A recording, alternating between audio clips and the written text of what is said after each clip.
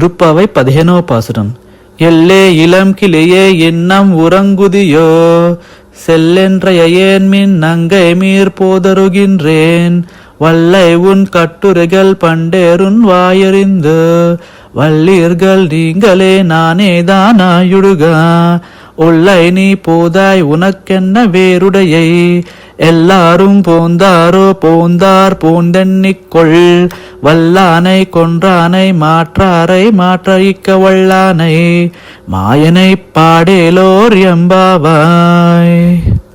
తిరుప్పావిలో మనం చూసినట్లయితే 6వ పాసురం నుంచి 15వ పాసురం వరకు, అంటే ఈ 10 పాసురాల్లో కూడా ఆండాళమ్మవారు తన 10 మంది స్నేహితురాలను మేలుకొలిపారన్నమాట.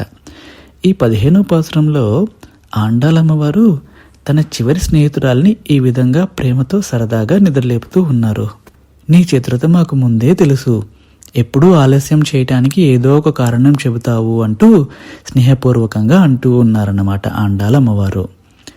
శ్రీకృష్ణుని పాడేందుకు, అలాగే భక్తి మార్గంలో ముందుకు సాగేందుకు అందరూ ఇప్పటికే బయలుదేరారు. ఇక నువ్వెందుకు ఆగిపోయి ఉన్నావు, లెమ్ము అంటూ ఆండాళమ్మవారు ఈ విధంగా మేలుకొలుపుతూ ఉన్నారన్నమాట చివరి స్నేహితురాల్ని.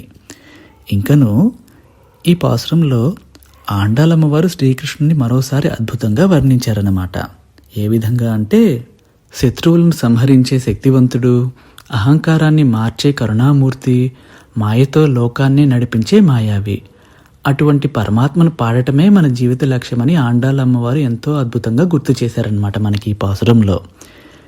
ఈ పాసురంలో ఆండాళమ్మవారు ఇంకో గొప్ప బోధ మనందరికీ ఏం చేశారంటే, భగవంతుని సేవలో ఆలస్యం వద్దు, మాటల కంటే కార్యమే ముఖ్యం, మేల్కొన్న మనసే నిజమైన భక్తి అని ఎంతో అద్భుతంగా అభివర్ణించారనమాట. భగవంతుని పిలుపు వినిపించినప్పుడు సందేహాలు కాదు, సమర్పణే మన సమాధానం కావాలి అన్నదే గొప్ప సందేశం ఈ పాసురం ద్వారా. ఆండాళ్ తిరువైగళే శరణం.